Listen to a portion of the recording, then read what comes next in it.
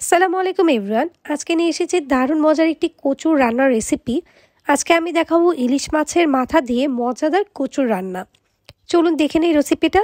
এখানে আমি কচু নিয়েছি, কচুটা ভালো মতো কেটে ধুয়ে সেদ্ধ করে নিয়েছি, পানি ঝরিয়ে হালকা একটু থেতলে নিচ্ছি। এরপর একটি প্যানে আমি নিয়ে নিলাম 1/4 কাপ তেল আর 3 টেবিল চামচ পেঁয়াজ কুচি। পেঁয়াজটাকে আমি খুব ভালো মতো একটু ভেজে নিচ্ছি। আপনারা কিন্তু চাইলে চিংড়ি মাছ দিয়েও রান্না করতে পারেন, তবে ইলিশ মাছ দিয়ে ঘ্রাণটা অনেক ভালো আসে। এর মধ্যে দিলাম 2 টেবিল চামচ রসুন বাটা। এই পর্যায়ে রসুন বাটাটা কিন্তু অবশ্যই ইউজ করবেন, তাতে করে কিন্তু টেস্টটা অনেক বেশি ভালো আসবে। ভালো মতো একটু ভাজা ভাজা করে নিচ্ছি, সামান্য একটু পানি দিয়ে কষিয়ে নিচ্ছি। আর এই দেখুন আমার কিন্তু হালকা একটু পেঁয়াজের রঙটা চেঞ্জ হয়ে এসেছে। এই পর্যায়ে দিলাম 1 চা চামচের মতো আদা রসুন বাটা। তারপর আরেকটু ভালো মতো মিক্সড করে নিচ্ছি। আপনারা চাইলে আদা রসুন বাটাটা স্কিপ করতে পারেন যারা পছন্দ করেন না। এরপর দিয়ে দিলাম 1 টেবিল চামচ জিরে বাটা, দিয়ে ভালো মতো মশলাটাকে আমি কষিয়ে নিচ্ছি। হালকা যখন একটু তেল উঠে আসবে এ পর্যায়ে পরিমাণ মতো লবণ দিয়ে দিলাম, আর দিয়ে দিব সামান্য পরিমাণে হলুদ মরিচ। প্রথমে আমি এখানে 1 চা চামচ হলুদ দিয়ে দিলাম, আর দিয়ে দিলাম 1 চা চামচ মরিচের গুঁড়ো। তারপর আমি আরেকটু হলুদ গুঁড়ো অ্যাড করেছিলাম, আবার একটু 1/2 চা চামচের মতো। তারপর ভালো মতো মশলাটাকে আমি কষিয়ে নিচ্ছি। আর দেখুন আমার তেল কিন্তু উপরে চলে আসছে। এই পর্যায়ে আমি ভালো মতো একটু কষিয়ে ভালো মতো একটু পানি দিয়ে দিব অল্প করে, যাতে করে মশলাটা ভালো মতো কষানো হয়। আর এ পর্যায়ে আমি সামান্য পরিমাণে একটু ধনিয়া গুঁড়ো দিলাম। তারপর আমি খুব ভালো মতো মশলাটাকে কষিয়ে নিচ্ছি সামান্য পানি দিয়ে। কচুটা সিদ্ধ করে ভালো মতো পানি ফেলে দিলে কিন্তু আর চুলকানোর কোনো ভয় থাকে না।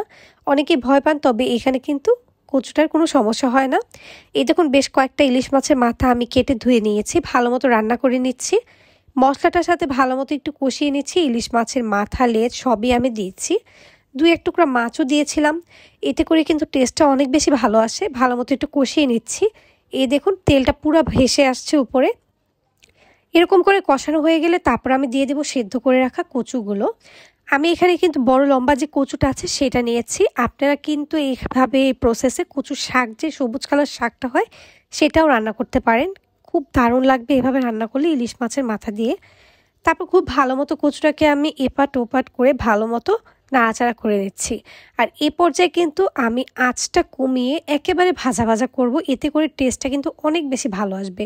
সামান্য একটু পানি দিয়েছিলাম জাস্ট একটু যাতে পুড়ে না যায়। এরপরে আমি একেবারে অনবরত নাড়তে থাকবো আর একেবারে ভাজা ভাজা হওয়া পর্যন্ত ওয়েট করব। এক সময় দেখা যাবে তেল উপরে চলে এসেছে, তখন আমি সামান্য কয়েকটা কাঁচামরিচ দিয়ে আবার কিছুক্ষণ চুলা এটা রেখে রান্না করব। আর দেখুন এ পর্যায়ে কিন্তু আমার কচুটা প্রায় রেডি। আর এটা খেতে কিন্তু অনেক বেশি মজা, আর যদি একটু ভাজা ভাজা ভালো মতো করা হয় তাহলে কিন্তু দারুণ লাগে। এরপর নামিয়ে আমি গরম ভাতের সাথে পরিবেশন করেছিলাম। অসংখ্য ধন্যবাদ যারা আমার ফুল ভিডিওটি দেখেছেন। ভালো লাগলে একটি লাইক দিবেন। ধন্যবাদ সবাইকে।